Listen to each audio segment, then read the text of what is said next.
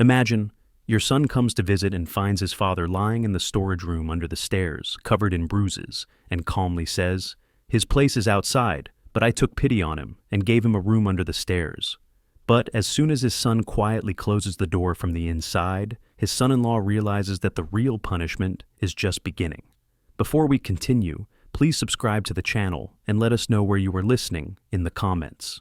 I turned the key in the lock of the house on San Rafael Avenue, the same key I'd carried since I was 12. 8 months. That's how long I'd been away, buried in Seattle's rain and case files, calling my father Emil every few weeks. Those calls had been odd lately, short, his voice strained, always saying he was fine before hanging up quickly. I'd told myself he was just getting older, more tired. I was wrong about a lot of things. The house felt different the moment I stepped inside. Furniture had been rearranged, moved from where it had stood for 30 years. My father's antique reading chair, the one he'd restored himself, was gone from the bay window. The air smelled stale, closed in, like windows hadn't been opened in months. I called out, "Dad, it's Chester, I'm here." Nothing. Then, faint from somewhere near the stairs. "Chester?" His voice was so weak I almost missed it. I moved toward the sound, past the living room, where my sister Iva's belongings cluttered every surface. Magazines, shopping bags, empty wine glasses. The voice came again, barely a whisper. "Under here, son." The closet under the stairs. I'd stored winter coats there as a kid, squeezed in to hide during games. I pulled the door open. My father sat on a dirty mattress in a space maybe 5 feet by 6 feet. A single dim bulb hung overhead. He looked up at me with bruises yellowing on his left cheek, more bruising visible on his forearms. His shirt was stained. The blanket bunched around him was thin enough to see through. In the corner sat a bucket I didn't want to examine closely. I couldn't speak. My throat closed up. My hands went numb. He tried to smile. "Well, at least it's cool in summer," he said. "Dad." The word barely came out. What are you doing in here?"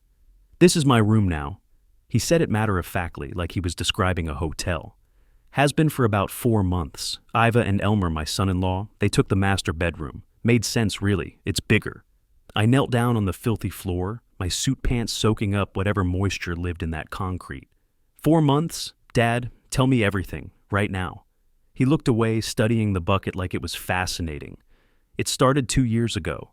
Iva called, crying. Elmer lost his job. Tech layoff, she said. They needed a place to stay just temporarily. You know how she is, Chester. She's my little girl. So I said yes." He paused. "Then she asked for money, $30,000, to get them through. I wrote the check that same day. And they never left. They never left." He picked at a thread on the blanket. "Slowly things changed. Elmer started helping with my bills, said I was getting forgetful. Took my credit card to organize everything. 6 months ago, maybe. Then they moved into my bedroom, said the guest room was too small for both of them. Then the kitchen started having rules about what I could eat. Then this. He finally met my eyes. The bruises are from when I tried to take food without asking. Elmer gets angry about that. I reached up and touched the wall, damp, cold. The bulb gave off barely enough light to read by. Above the closet door, I noticed something that made my chest tighten. My childhood school photo, 8 years old, still hanging on the hallway wall. It was thick with dust now. Nobody had looked at it in months. "Why didn't you call me?" I asked, though I knew the answer. "They took my phone, said I was running up bills, and I—" He stopped, swallowed. "I was ashamed, Chester, my own daughter. How do you tell your son that?" I stood up carefully, my knees protesting. "I'm getting you water and food. Don't move." "Not much choice there," he said, attempting the old humor that used to fill this house. The kitchen had changed too. Expensive new appliances, granite countertops I knew my father would never have chosen. The refrigerator was well stocked, but one cabinet had a padlock on it. I filled a glass with water, found bread and cheese that weren't locked away, brought them back to the closet. He drank like he'd been rationed, probably had been. I sat on the floor beside his mattress, watching him eat, cataloging every detail, the way his hands shook, how thin he'd become, the careful way he chewed, like his teeth hurt, the smell of the place, unwashed body, waste bucket, mildew, my father, 67 years old, a man who taught me about integrity, about standing up straight, about protecting people who couldn't protect themselves, locked in a closet in his own house. "Tell me about the 30,000, I said, keeping my voice level. I thought I was helping. Iva hugged me when I gave her the check, said I was saving them. He stared at the bread in his hands. 2 years ago, Chester. She was grateful then, cried on my shoulder. I thought—" He stopped. "I thought I was being a good father." I heard a key in the front door. My father's body went rigid, his eyes darting to the closet entrance. The door opened. Footsteps. Then my brother-in-law Elmer's voice, loud and cheerful. "Honey, I'm back. Made 300 at poker tonight," my father whispered. "He'll be angry you're here. Just be careful." I stood up, my jaw tight, every muscle in my body coiled. Careful time was over. I stepped out of the closet. Elmer stood in the living room, still wearing his poker night cologne, cheap and heavy, mixed with cigar smoke and bourbon. When he saw me, his face lit up with that salesman smile I'd never trusted. "Chester, what a surprise, man. When did you get in?" He moved forward for a handshake. I didn't take it. His eyes went to the open closet door, then to my father, sitting on that mattress visible behind me, then back to my face. The smile faded. He understood. "Oh," he said. "I see." "Yes," I said quietly. "You do." His whole demeanor shifted. The friendliness drained out of his posture, replaced by something harder. He straightened his shoulders, tilted his chin up. "Look, Chester, this isn't what it looks like. Your father—" "My father what, Elmer?" "He lost his right to this house." Each word came out cold, flat. "His place is outside by the garage, but I took pity. Gave him the room under the stairs. He's old, worthless, can't even pay his own bills anymore." Behind me, I heard my father's sharp intake of breath. I took out my phone, opened the camera, said nothing. Started photographing. The closet interior, every angle, the bucket in the corner, the thin mattress with its stains, the damp walls, the single bulb. I moved methodically, letting the silence build. "What are you doing?" Elmer demanded. "Documenting." I turned to my father. "Dad, can you come out here? Stand in the light?" He struggled to his feet, wobbling. I steadied him with one hand, keeping the phone ready with the other. "Turn your face to the left, now the right. Can you lift your sleeves?" The bruises were worse than I'd thought. Purple-black finger marks on his upper arms, defensive wounds on his forearms. I took close-ups of each one. Elmer watched, his face reddening. "Those are from falling," he said. "Old people fall." "Do they?" I wasn't asking. I photographed the locked cabinet, the refrigerator's contents, the master bedroom door with Elmer and my sister Iva's clothes visible inside. Then I turned back to Elmer. "How long has he been in that closet?" "That's not, you can't just—" "How long?" 4 months, maybe. I don't keep track." I walked past him to the front door. My father stood near the sofa now, watching me with an expression I couldn't read. Hope, maybe, or fear that I'd leave. I turned the deadbolt with deliberate slowness, the metal click loud in the quiet room. Tested the door. Locked. Then I faced Elmer again. "Sit down," I said. "Excuse me?" "Sit down." I kept my voice flat, attorney-level calm, every word a nail. "On the sofa, right now." Something in my tone made him move. He sat. From the master bedroom, Iva appeared, my sister, 35 years old, wearing expensive yoga clothes I knew she hadn't paid for. She looked at me, at our father, at the open closet. Her face went pale. "Chester," she said softly, "sit next to your husband, Iva." She did. Didn't argue, didn't question.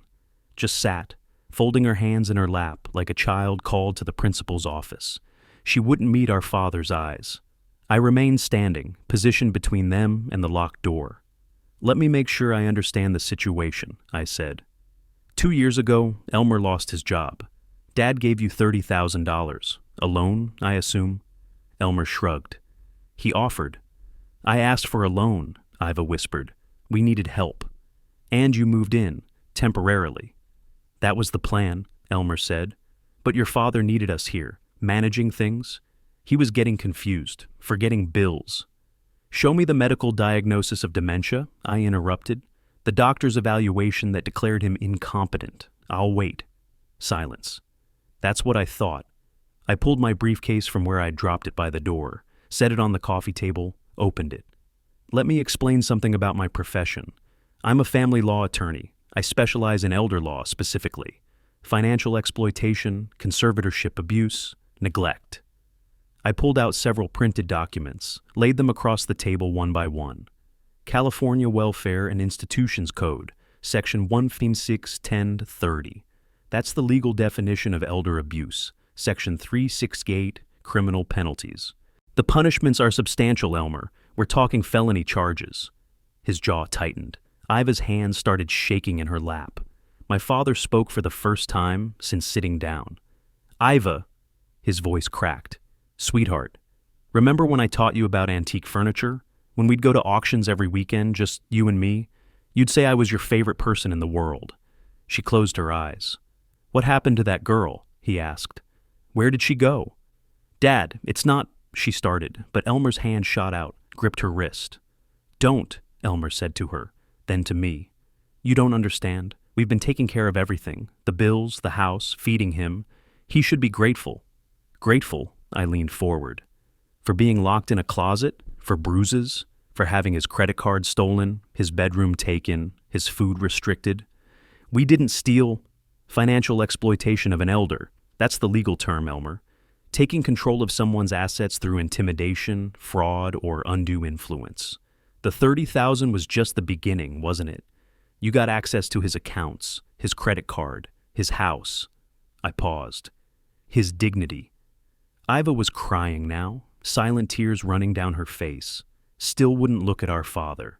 I pulled out another document, this one highlighted in yellow. Let me explain what's going to happen now, I said. You thought my father was alone. He's not. Not anymore. I let the silence build while they sat there. Elmer with his jaw clenched, Iva with tears streaming down her face. My father had moved to the armchair, his favorite reading chair that used to sit by the bay window. Someone had moved it into a corner, but he'd claimed it anyway. He sat straighter than I'd seen him sit in that closet, watching me work. I laid the documents out methodically. California Welfare and Institutions Code, printouts on the left, bank statements in the center, a blank promissory note on the right. Each placement deliberate, creating a visual prosecution. Let me explain what you're looking at, I said, pointing to the legal codes. Section 15610-30 defines financial abuse of an elder as taking, secreting, appropriating, or retaining their property for wrongful use. Section 15610-7 defines physical abuse, which includes confining an elder against their will. I looked at Elmer. You violated both. The penalties? Up to 4 years imprisonment. Civil damages of 3 to 7 times actual losses. Elmer's face had gone from red to white. This is insane. We were helping. Let me show you what help looks like. I picked up the first bank statement. These arrived at my office in Seattle last week. My father mailed them to me. My father allowed himself a small smile. Surprised, children? Iva's head snapped up. Elmer's mouth fell open. That's right, I continued. Dad wasn't quite as helpless as you believed. Now, let's review your help together. I read slowly, letting each item sink in. January 15th, Nobu Malibu, $340.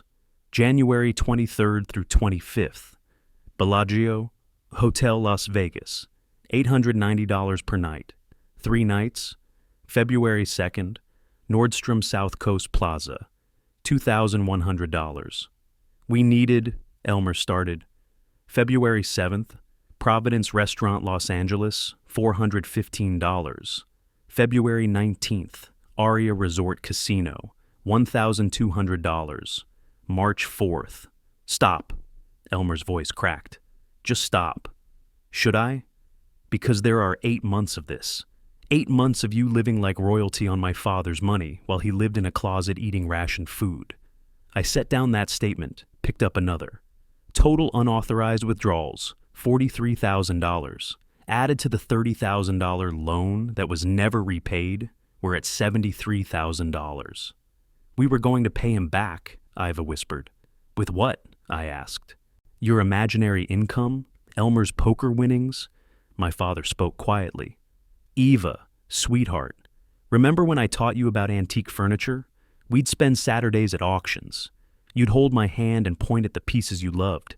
You said I was your favorite person. She closed her eyes, more tears falling. What happened to that girl? He asked. Where did she go?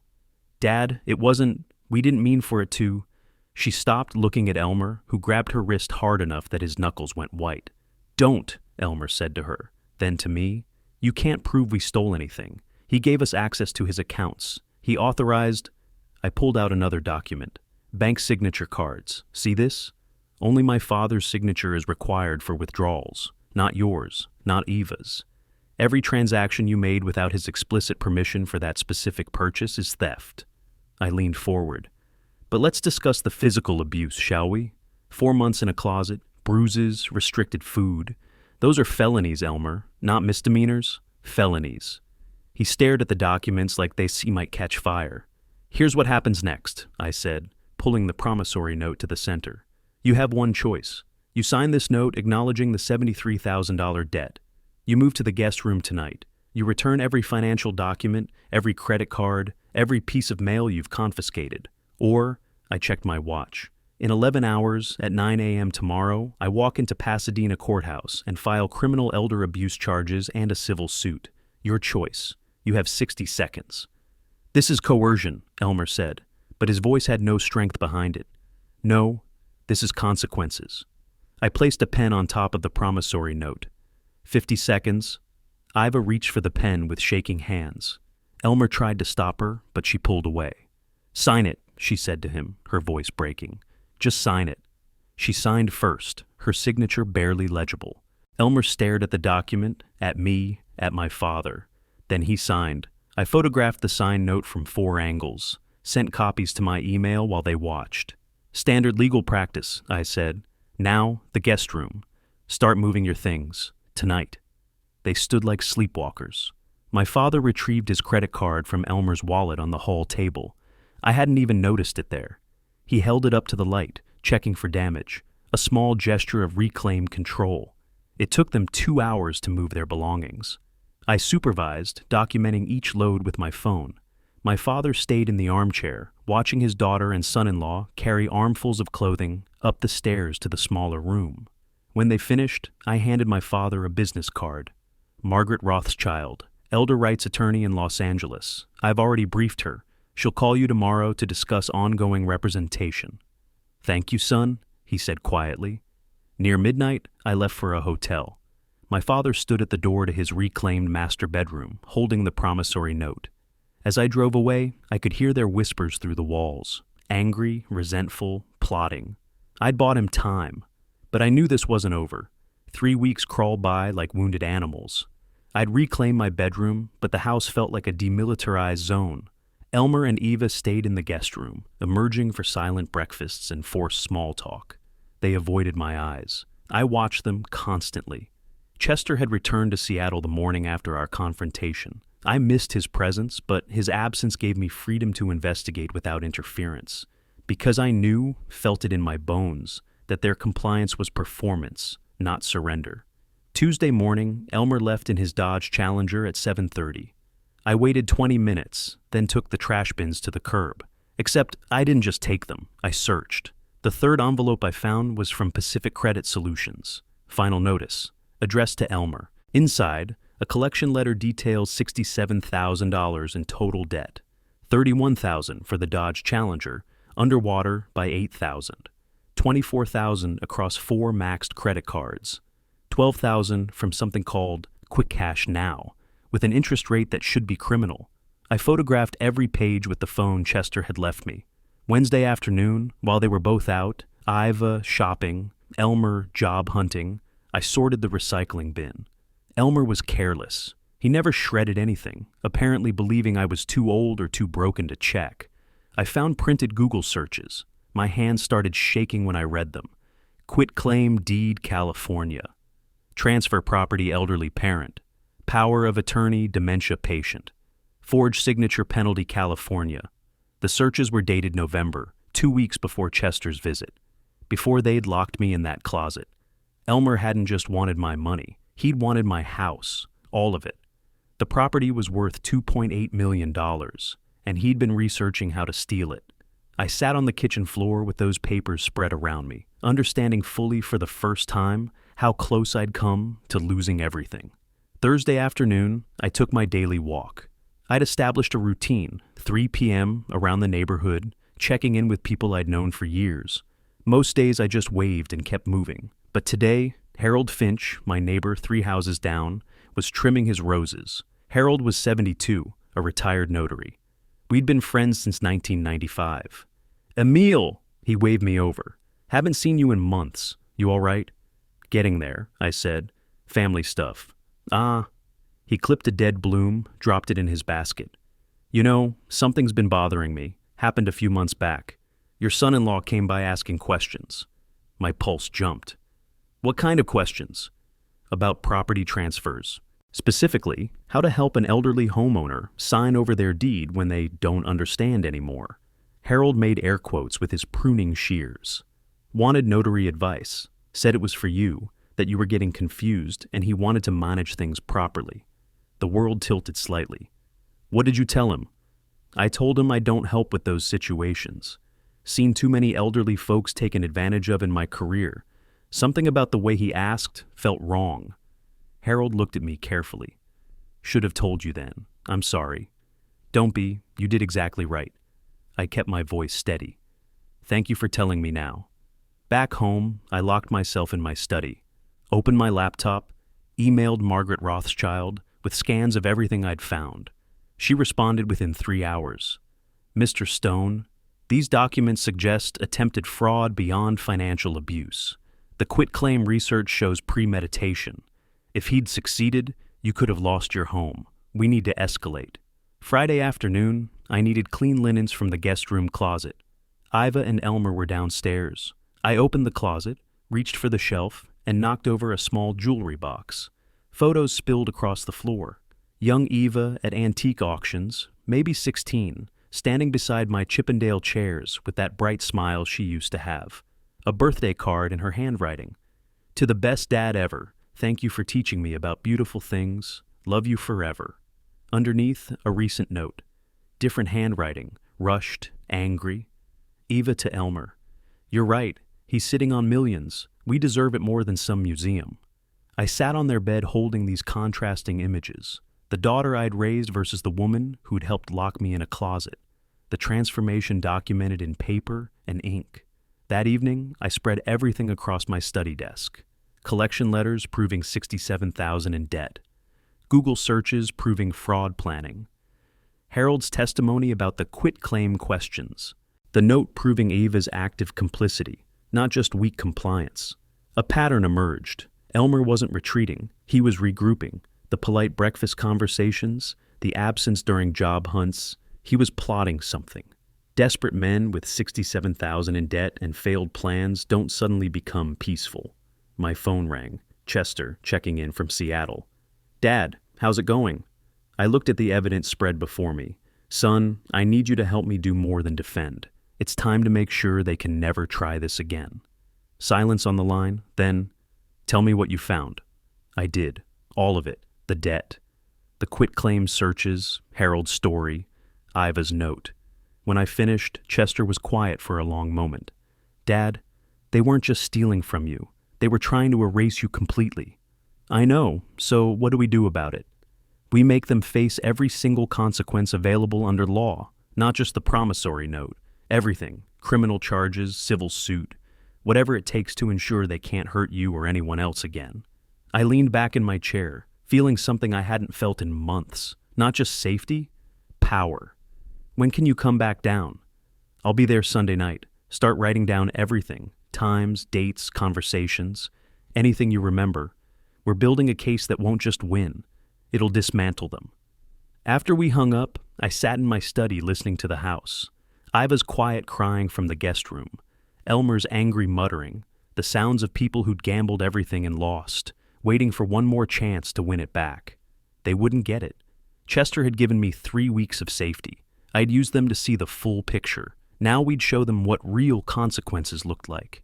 Chester arrived Tuesday afternoon with someone I'd never met but recognized instantly from her bearing, authority wrapped in a charcoal suit. Margaret Rothschild, the elder rights attorney from Los Angeles, was 59 with sharp features and eyes that cataloged everything. She carried a leather briefcase that looked older than my son. "Dad," Chester said, embracing me. "This is Margaret. She's reviewed everything." "Mr. Stone." Her handshake was firm. "I've seen a lot of elder abuse cases. Yours has particularly clear evidence." I'd asked Elmer and Iva to join us in the living room at 3 p.m. for an important family discussion. They entered warily. Elmer had been quieter since signing that promissory note, watching Chester and me like we might suddenly produce handcuffs. Iva looked pale, exhausted from 3 weeks of Cold War. "Sit down," I said. Not a request. They sat on the sofa. Chester and Margaret took the armchairs. I remained standing by the library bookshelf, my old territory, surrounded by books I'd collected over 40 years. I reached up and removed the small portrait of vintage Pasadena that had hung there since 1998. Behind it was a wall safe. Elmer's eyes widened. "What is that?" "Something you never knew existed." I turned the combination dial slowly. Click, click, click. 22 years this safe had been here, and they'd lived in my house for 2 years without discovering it. The door swung open. Inside were document folders, neatly organized. I retrieved them carefully, like handling rare manuscripts, because, essentially, I was. "For 40 years, I said, setting the folders on the coffee table, I worked with California's wealthiest collectors, Christie's, Sotheby's, private estate sales. I sold $18 million in antique furniture over my career." I opened the first folder. "You thought I was just a simple pensioner surviving on Social Security?" I handed the top document to Margaret. She examined it, nodded. "Climate-controlled storage receipt from Archive Storage Solutions, 1247 Cordova Street, Unit 47B. Monthly payment $850 since 2003. "What's in storage?" Chester asked, though he already knew. This was theater we'd rehearsed. I opened the inventory folder. Victorian settees from the 1870s, appraised at $340,000. 6 Chippendale chairs authenticated by Heritage Auctions, $180,000.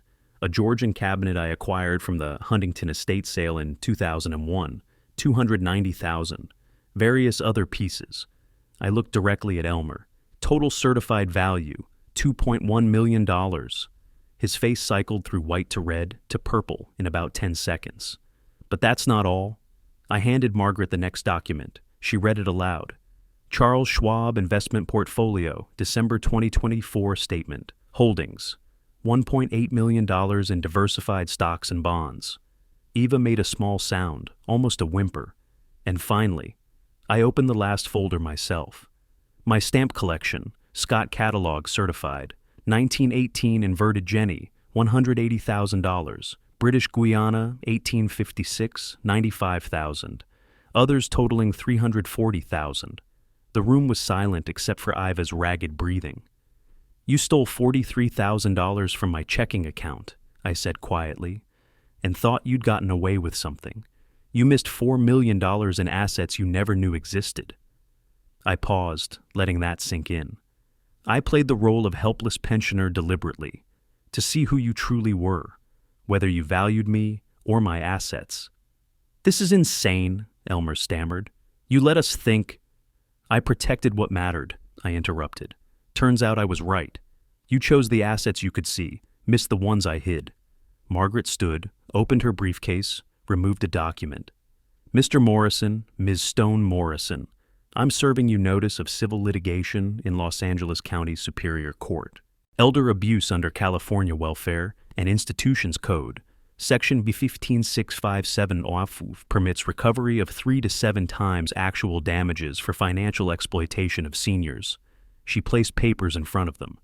"We're seeking $850,000, $73,000 in actual damages multiplied by 7, plus $339,000 in attorney fees and emotional damages.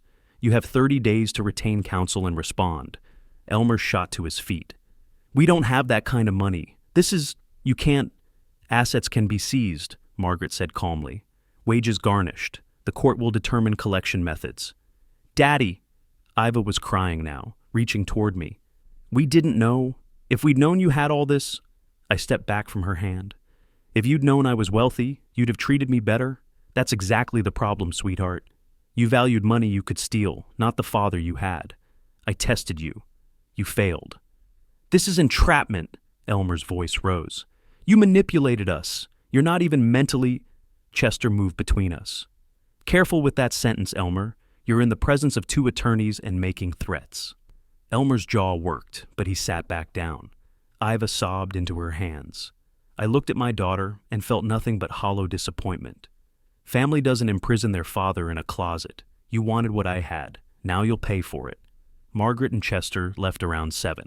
I watched them drive away, then returned to the study. The documents were back in the safe, hidden again behind the portrait. Through the walls, I could hear Elmer and Eva arguing. We need a lawyer who knows what they're doing, Elmer said. This Frank Rubio guy, he handles these cases cheap. How are we going to pay any lawyer? Iva's voice was shrill with panic. How are we going to pay for anything? Their desperation was audible. Margaret had warned me they'd counterattack. Desperate people do desperate things. Let them plot. I was ready. The certified mail arrived Monday morning, thick and official. Countersuit filed by the law offices of Francisco Rubio, Suite 247, Pasadena Plaza Mall. I almost laughed at the address. A strip mall attorney charging $200 an hour because that's all they could afford with their maxed credit cards. I read their claims carefully. Dementia and diminished mental capacity. Full-time caregiving services worth $120,000, $5,000 per month for 24 months. Promissory note signed under duress.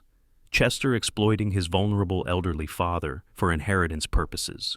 It was desperate and transparent and exactly what Margaret had predicted. I called her immediately. They're claiming I'm mentally incompetent. Perfect, she said. Get a comprehensive evaluation from your physician. We'll destroy that argument with medical evidence. Who's your doctor? Patricia Wong, Pasadena Medical Group. Call her today. Request mental competency testing. Full cognitive assessment. We need documentation that removes any doubt.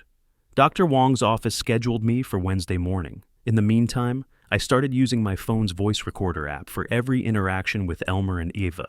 California is a one-party consent state. I could record our conversations legally as long as I was present. I made sure they saw the phone sitting on the table, red recording light visible. Psychological warfare. Everything was evidence now. Wednesday's evaluation took 2 hours. Dr. Wong had been my physician for 15 years, knew my medical history intimately. Emile, she said after examining me, I've seen your health record since 2010. You have the mental acuity of someone 20 years younger. Whatever they're claiming is nonsense. She administered the mini mental state examination, orientation to time and place, memory recall, attention and calculation, language and copying. I scored 29 out of 30, 30 being perfect. Anything above 24 considered normal cognition. I have patients in their 40s who don't score this well, Dr. Wong said, writing her report. I'll provide detailed documentation. You're completely competent for any financial or legal decision. Thursday afternoon during my walk, I encountered Harold over his fence. He looked uncomfortable. Emile, I need to tell you something. Elmer has been going door to door, claims you're being manipulated by Chester, that you're not yourself. He's talked to the Richardsons, the Pattersons, even tried the Kims. I kept my voice neutral. Thank you for telling me, Harold. Nobody's buying it, he added quickly. We've known you 20 years. Intelligent, sharp, cultured. That son-in-law of yours? 2 years of parking on lawns and loud music at midnight. Man doesn't get to lecture about respect. Mrs. Patterson stopped me the next day. Dear, anyone with eyes can see you're sharp as ever. That son-in-law, though... She shook her head. Elmer's gossip campaign was backfiring spectacularly. My reputation in the community, built over decades, protected me. His reputation, built on arrogance and entitlement, destroyed his credibility. Thursday evening, I was in the kitchen when Elmer approached. My phone sat on the counter, recording light visible. Look, Emile, he forced a reasonable tone. Maybe we both got heated. Family disputes get emotional. What if we drop everything? You keep your house, we move out, forget the whole thing. Elmer, you locked me in a closet for 4 months, stole $43,000. Now you claim I'm mentally incompetent to avoid consequences. Those aren't family disputes. Those are crimes. His mask slipped. "You'll regret being so stubborn, old man." I smiled slightly. "Thank you for that. It's all recorded." He went white, turned, left. Friday night, their arguing reached new levels. I sat in my study with the door closed, but the walls were thin. $4,000 for a lawyer who can't even prove what we need to prove. Eva was crying and furious. "We're drowning, Elmer. The collections calls, the lawsuit, everything." Rubio said if we can show Emil hid assets to avoid taxes. "You're grasping at straws. My father has lawyers, money, everything. We have nothing." Their coalition was fracturing. Stress does that. Reveals who people really are when comfort is stripped away. Margaret called Friday afternoon with updates. "We're filing a motion to dismiss their countersuit with prejudice. Medical evidence of your competency. No documentation of their alleged caregiving. Your bank records show they spent money on themselves, not on your care. The duress claim fails because you had witnesses when signing. Judge will likely dismiss within 30 days. 30 days? Legal process is slow, but there's something else." Her tone shifted. "Frank Rubio has subpoenaed your tax returns for the past 5 years. Claims he's investigating hidden assets. Is that a problem? No, it's a fishing expedition. But you'll need to gather tax documentation, work with your accountant. It's invasive and annoying, but not dangerous. We'll comply and show everything is legitimate." After the call, I sat looking at the files spread across my desk.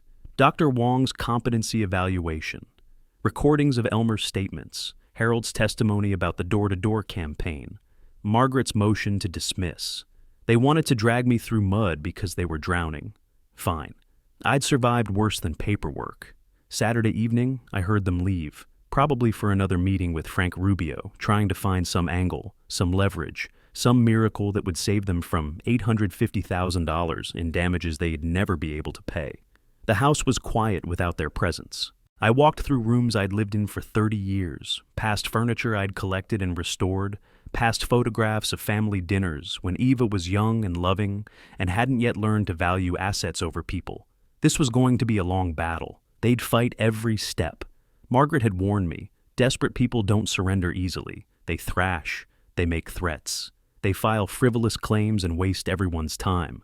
But I had something they didn't: resources, patience, and a network built over decades, doctors who knew me, neighbors who trusted me, attorneys who understood elder law. They had debt, desperation, and a strip mall lawyer charging discount rates. The math wasn't complicated. The mid-March hearing took place in a courtroom that smelled of old wood and legal authority. Judge Patricia Morrison, the name coincidence wasn't lost on me, reviewed Margaret's motion to freeze assets with the same methodical attention I used to give antique appraisals.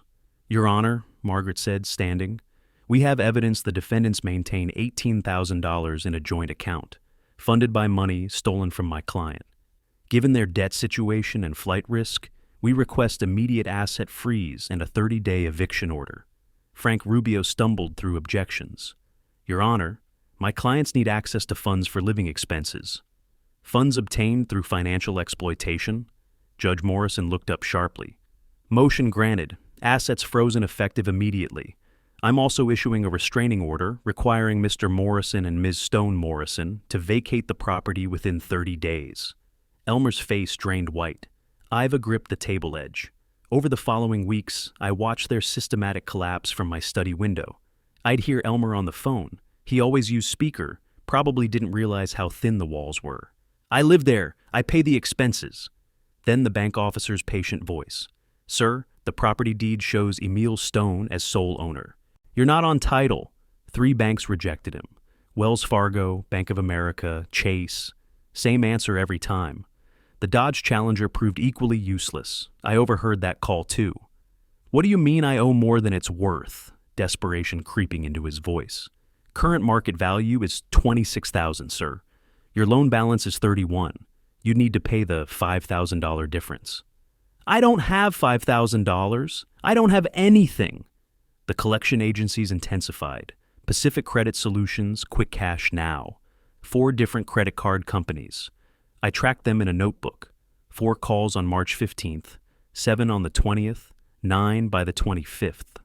Through the walls, I heard Elmer's voice shift from aggressive to pleading to desperate. Late March, Frank Rubio filed Chapter 7 bankruptcy on their behalf. Margaret called with the news. "Does this affect our case?" I asked. "Not significantly. Your judgment will be classified as non-dischargeable, willful and malicious conduct, some consequences you can't file away." I found myself commenting dryly. "Interesting. Living beyond your means catches up eventually. Who knew?" But the bankruptcy trustee's report was brutal. Assets, virtually nothing. A leased car underwater by $5,000, frozen bank account. Personal items worth maybe $3,000. Debts, $67,000. Income, 0. Credit score plummeted from 640 to 480. Mid-April brought Eva's job loss. I saw her come home early, 1 p.m. on a Wednesday, normally worked until 6. She sat in her car for 20 minutes, crying. That evening, their argument rattled the walls. "How could you let them fire you?" Elmer's voice. "You're the reason I got fired. Your stupid plan got us sued for $1 million. We're family. That elder abuse thing is... We imprisoned my father. What did you think would happen?" I learned later that Dr. Stephen Marks at Pasadena Dental Associates had called her in. Patient families asking questions after the Pasadena Star News mentioned court filings. "Given the situation, we think it's best you pursue opportunities elsewhere." $45,000 a year, gone exactly when they needed it most. The eviction came late April. Sheriff's notice, 30 days expired. U-Haul rental scraped from the last available credit. They'd found a studio apartment in East Pasadena, Park Vista Apartments, 2847 E Washington Boulevard. $1,600 a month for a place with bars on windows and 2.5-star reviews online. I watched from my study as they loaded furniture. Elmer's jaw clenched with every box. Iva moved mechanically, tears dried up, just exhausted. Chester delivered my housewarming gift. The old particle board dresser and worn couch they'd discarded when taking my bedroom. The furniture they'd called garbage. I'd kept it in the garage. The note read, "Thought you might need these." Emil Chester called me after. "Dad, Elmer looked like he wanted to hit something. Eva just deflated. Are you sure about this? It feels cruel." I stood at my window, watching them struggle with that cheap furniture. They threw it away when they had everything. Now it's all they can afford. Sometimes people need to see their own reflection. But standing there, watching my daughter sink onto the porch steps in defeat, I felt something unexpected. Not satisfaction, exhaustion, and something uncomfortably close to guilt. Through April, Eva's handwritten letter arrived. Plain envelope, shaky handwriting. "Dad, I know we can't fix this, but please. Elmer is talking about things that scare me. I don't know what to do." I kept the letter, didn't respond, told myself it was manipulation. But late at night, alone in my reclaimed house, I'd look at it and remember teaching her about Georgian furniture, her small hand in mine at estate sales. Then I'd remember the closet, the bucket. 4 months of degradation. Margaret called early May. "Trial date is set.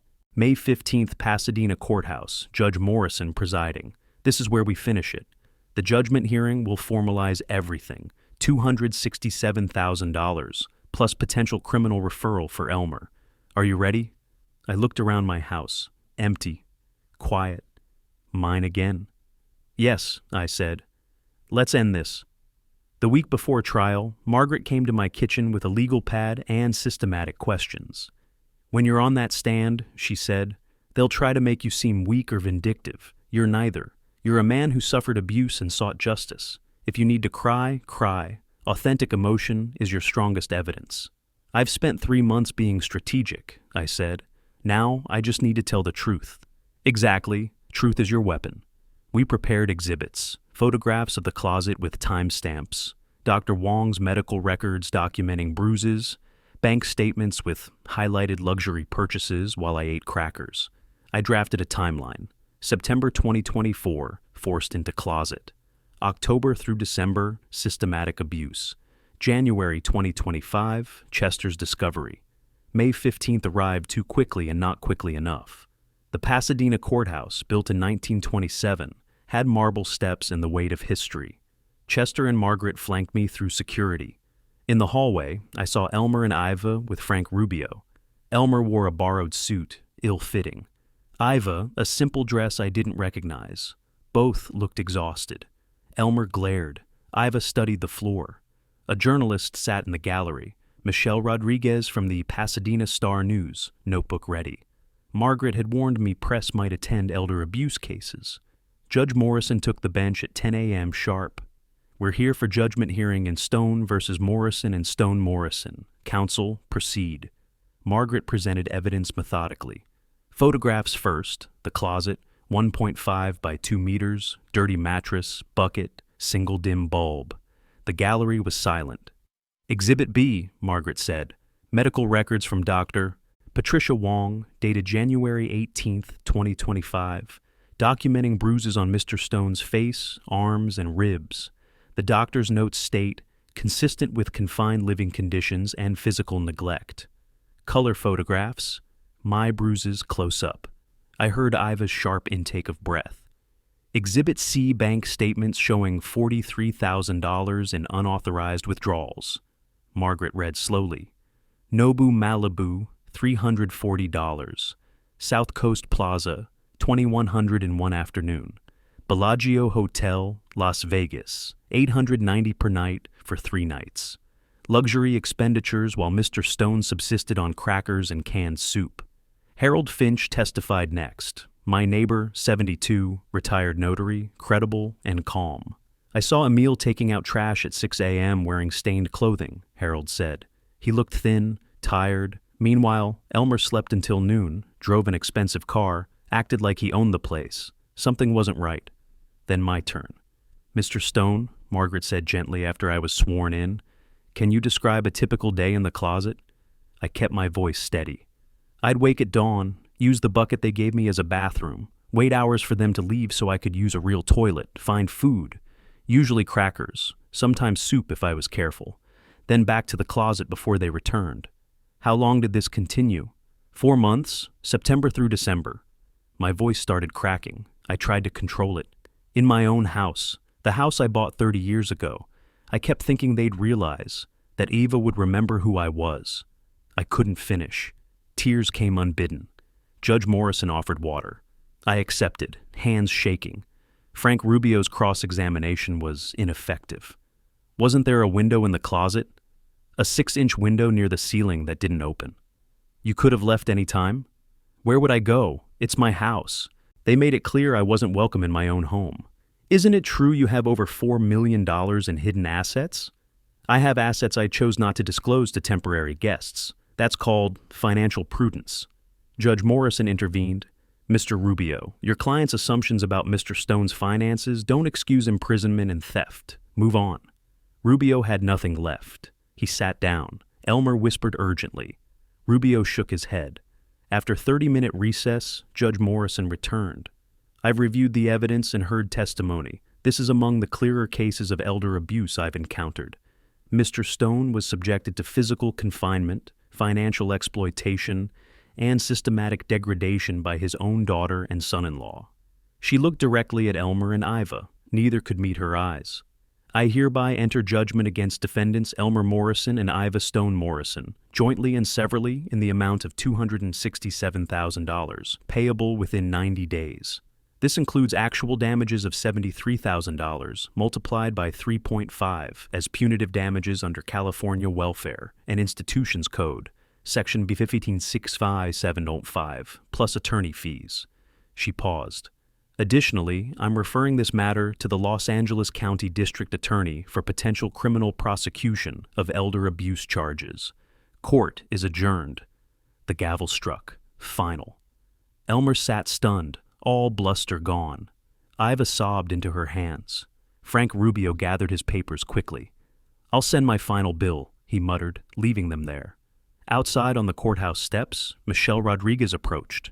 Mr. Stone, can I get a comment? Chester answered for me.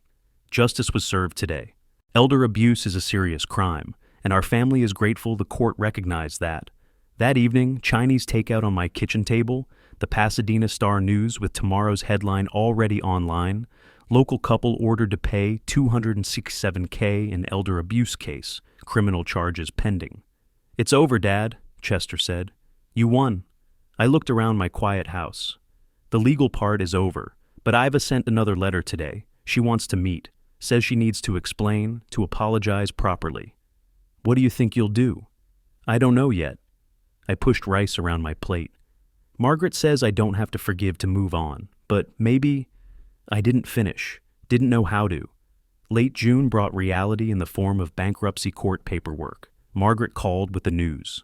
The trustee approved a payment plan, $800 monthly for 20 years. That's $192,000 total. There'll be a shortfall from your judgment, but it's the best we'll get. They're judgment-proof, Emil. No assets, no real income. I stood at my kitchen window, watching sprinklers water the lawn that was mine again. Then let's make this about something other than money. I want a public apology, in writing, in the Pasadena Star-News. That's my condition for accepting the payment plan. That's unusual, Margaret said slowly, but powerful. I'll draft it into the settlement agreement. 2 weeks later, she called again. I presented the condition to Frank Rubio. Elmer refused, said, and I quote, "I'm not humiliating myself in the newspaper. That's extortion." Iva was there. She started questioning him, asked why he couldn't just admit what they did. They argued right there in Rubio's office. And Eva's wavering. She realizes he'll drag her through 20 years of payments while playing the victim.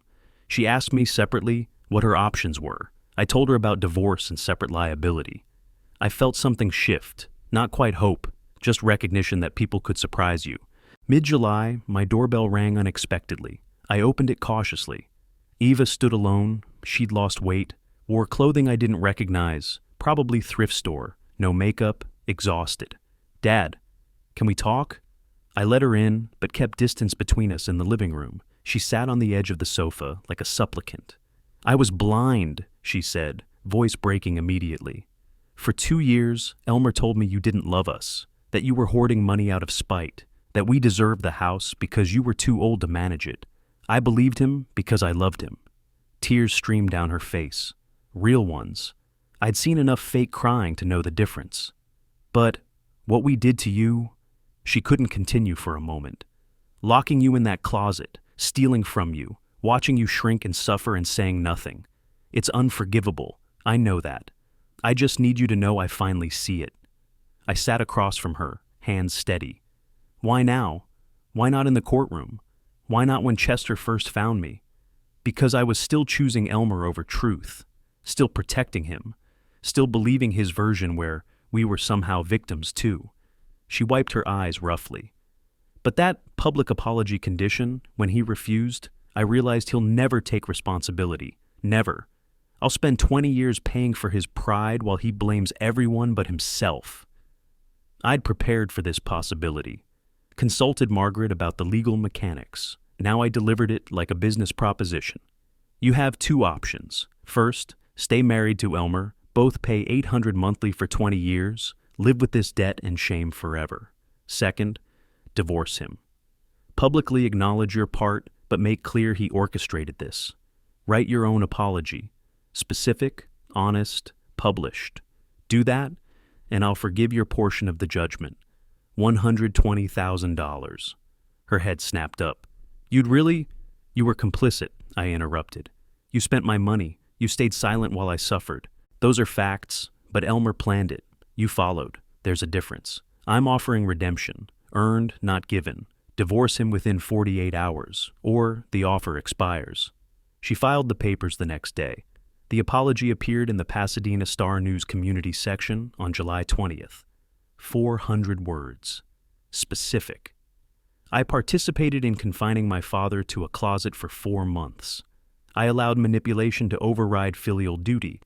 I spent his money on luxuries while he went hungry. I accept full responsibility for my actions and their consequences. My profound remorse can never be adequate, but I offer it genuinely. Elmer's response came via Frank Rubio, a terse legal letter. "Mr. Morrison regrets the misunderstanding regarding living arrangements." I read it once, filed it in a folder marked Closed Matters, wrote across the top, "Insufficient, no response." Never replied. Chester called that evening. "Dad, are you sure about forgiving Eva's portion? She was part of it, all of it." "She was," I agreed. "But Elmer orchestrated it. She followed. She's choosing truth now, even though it costs her everything. her marriage, her reputation, her stability. That choice matters. Elmer chose pride over accountability. He can rot in that studio alone. Through Harold, I learned Elmer's Challenger had been repossessed in late July. Neighbors reported seeing him at the food bank, living on food stamps, isolated, alone. I felt grim satisfaction, not joy. This was what justice looked like. It wasn't pretty. Late July evening, I sat in my study looking at Eva's divorce filing documents, her published apology clipped from the newspaper, the contrast between her path and Elmer's. Some people could be reached, others couldn't. That difference defined everything. My phone buzzed. Chester. Coming down next week with the family. Time to celebrate properly. I looked around my house, truly mine again, quiet and peaceful. 6 months ago, I'd been sleeping in a closet. Now I was planning how to rebuild a life, and maybe carefully, a relationship with my daughter. Not the ending I'd expected, but the one I'd accept. The renovation was complete by August. Chester had helped finance $85,000 for the work. New kitchen with marble countertops, refinished oak floors throughout. Master bedroom completely redecorated, erasing all traces of their occupation. Fresh paint in calming blues and grays. A security system. The house felt like home again. My routine transformed. Morning coffee in the renovated kitchen, reading the Pasadena Star News. Afternoon walks with Harold discussing neighborhood history. And Sunday brunches with Iva. The brunches started with Dr. Rebecca Torres present, a family therapist whose office was on Lake Avenue. $180 a session, which I paid as an investment in healing. The first 4 weeks happened at her office on neutral ground. Weeks 5 through 8 transitioned to my house with Dr. Torres facilitating. Now, week 9, we managed alone. Progress was slow, but real. Early August, Eva helped me prepare food in the renovated kitchen. We worked side by side, conversations gradually flowing more naturally. She'd brought homemade bread. I'd made coffee the way she used to like it. 2 creams, 1 sugar. I remember you teaching me about Chippendale, she said quietly, slicing tomatoes. How to spot authentic joinery. You were so patient. You had a good eye, I said. You could have worked in the business. I threw that away. She stopped cutting. I threw everything away. You're rebuilding now. That's what matters. She nodded, eyes wet, but kept working. Mid-August brought my 68th birthday. Chester flew down Thursday with his wife Inez and their 2 kids. Saturday evening, we gathered on my backyard patio. String lights hung above. Catered food from pie and burger spread across tables. The guest list was deliberate. Chester's family, Iva, Alone, Harold Finch. 3 old colleagues from my antiques days. Robert Chen from Heritage Auctions, Maria Santos from Sotheby's LA office, Thomas Wright, a fellow collector. People who mattered, people who'd shown up. Chester presented his gift first. A restored Victorian writing desk. 1880 mahogany with intricate inlay. $45,000 value, purchased from an estate sale I'd mentioned years ago. Tracked down and restored as a surprise. The brass plaque read, "To Dad, for teaching me that integrity matters more than inheritance. Love, Chester." I couldn't speak for a moment, just embrace my son. Iva's gift came wrapped simply. Inside, a framed photograph from 25 years ago. She was 10, I was 43. We stood together at a Pasadena antique show, both smiling, holding a Chippendale chair between us. On the frame's back, handwritten, "Dear Dad, this is the moment I remember when I was happiest being your daughter. I hope we can create new memories. I'll spend my life trying to earn that chance. Love always, Iva." I looked at her across the patio. She watched anxiously, uncertain. "This photo reminds me why I fought so hard," I said, loud enough for everyone to hear. "Not for revenge, to protect what mattered, family, when it's real." During dinner, I made my own announcement, 2 initiatives. First, I'm writing a memoir, The Price of Greed, An Elder's Fight for Dignity. Small Press gave me a $75,000 advance. All proceeds go to Elder Rights California. Margaret's already scheduled for interviews. Publication next spring. Chester grinned. "You're going to make elder abuse cool?" "I'm going to make it visible," I corrected. Second, I've established an education trust fund for your children. $500,000 initial funding from selling some antique pieces. Managed by Charles Schwab.